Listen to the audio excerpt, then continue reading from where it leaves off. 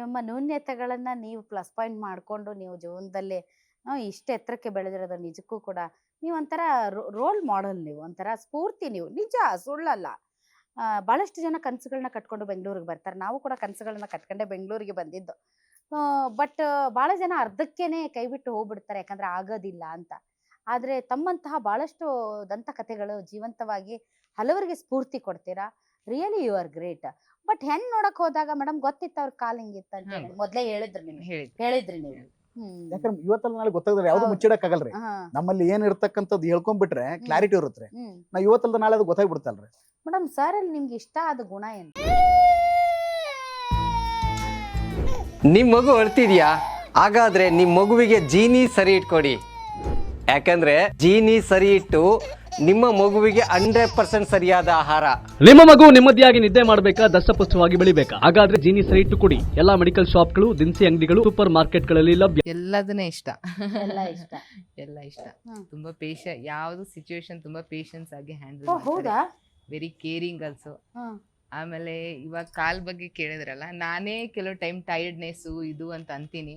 But ಅವ್ರು ಅಷ್ಟೇ ಇದು ಇದ್ರು ಯಾವತ್ತು ನನ್ ಕಾಲ್ ನೋವ್ತಾ ಇದೆ, ಯಾವತ್ತು ತಲೆ ಭಾರ ಆಗ್ತಾ ಇದೆ, ಎಷ್ಟು ಕೆಲಸ ಮಾಡ್ಕೊಂಡ್ ಬಂದ್ರು ಅವ್ರ ಆತರ ಹ್ಯಾಂಡಿಕ್ಯಾಪ್ಡ್ ಅಂತ ಅನ್ಸೋದೇ ಇಲ್ಲ. ಅಂದ್ರೆ ಡೈಲಿ ಲೈಫಲ್ಲಿ ಎಷ್ಟು ಕಷ್ಟಪಟ್ಟರು ಕೆಲಸ ಮಾಡ್ಕೊಂಡ್ ಬಂದ್ರು ಮನೇಲಿ ಎಷ್ಟು ಎನರ್ಜೆಟಿಕ್ ಇರ್ತಾರಂದ್ರೆ, ಮಕ್ಕಳು ಬಂದ ತಕ್ಷಣ ಅವ್ರ ಮನೆಗ್ ಬಂದ ತಕ್ಷಣ ಮಕ್ಕಳು ನನ್ನ ಹತ್ರ ಬರೋದೇ ಇಲ್ಲ. ಅವ್ರು 7:30 8 o'clock ಮನೆಗೆ ಬಂದ್ಮೇಲೆ 8 ಇಂದ ರಾತ್ರಿ ಮಲ್ಕೊಳ್ಳೋವರೆಗೂ ಇವ್ರ ಜೊತೆನೆ ಆಟ ಆಡೋದು, ಇದು ಮಾಡೋದು, ಅವ್ರ ಜೊತೆನೆ ಇರೋದು.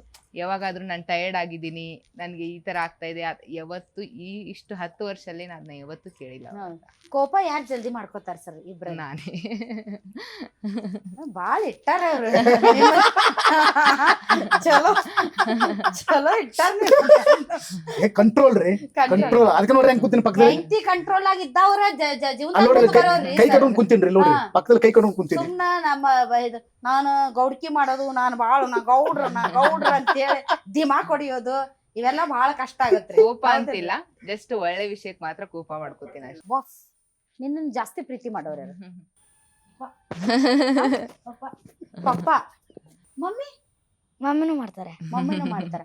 ತಂಗಿಗ್ ಜಾಸ್ತಿ ಪ್ರೀತಿ ಮಾಡ್ತಾರ, ನಿನಗೆ ಜಾಸ್ತಿ ಪ್ರೀತಿ ಮಾಡ್ತಾರ? ಯಾರು? ಇಬ್ರಿಗೂ ಮಾಡ್ತಾರೆ. ಇಬ್ರಿಗೂ ಮಾಡ್ತಾರ. ನಿನಗೆ ಯಾರ್ ಕಂಡ್ರೆ ತುಂಬಾ ಇಷ್ಟ? ನಂಗೆ ಇಬ್ರು ಇಷ್ಟ. ಹೌದು. ಇಲ್ಲ, ಇದು ಡ್ಯಾಡೀಸ್ ಬಾಯ್ ಆಲ್ವೇಸ್. ಹೌದಾ? ಅಪ್ಪನ್ ಮಗ, ಇಬ್ರು ಅಪ್ಪನ್ ಮಕ್ಕಳೇ. ನಾನು ಸ್ವಲ್ಪ ಅಪೋಸ್ ಮಾಡ್ತೀನಿ ಎಲ್ಲದಕ್ಕೂ, ಅದಕ್ಕೆ ಮಮ್ಮಿ ಕಂಡ್ರೆ ಸ್ವಲ್ಪ ಇದು. ಬಟ್ ಡ್ಯಾಡಿ ಮಕ್ಕಳು ಇಬ್ರು. ನಿಮ್ಮಪ್ಪ ತುಂಬಾ ಫೇಮಸ್ ಗೊತ್ತಾ ನಿಂಗೆ? ಗೊತ್ತಾ? ಎಲ್ಲೆಲ್ಲಿ ನೋಡಿದ್ಯಾ ಹೇಳು ಫೇಮಸ್ ಅಂದ್ರೆ? ಆಫೀಸಲ್ಲಿ. ಅಲ್ಲಪ್ಪ, ಮೊಬೈಲ್ ಅಲ್ಲೆಲ್ಲ ನೋಡಲ್ವಾ? ಇಲ್ಲ. ಅವ್ರದ್ದು ಇಂಟರ್ವ್ಯೂಸ್ ಎಲ್ಲ ನೋಡಿಲ್ವಾ? 1-2 ಸತಿ ಅಷ್ಟೇ ನೋಡಿದ್ದೀನಿ.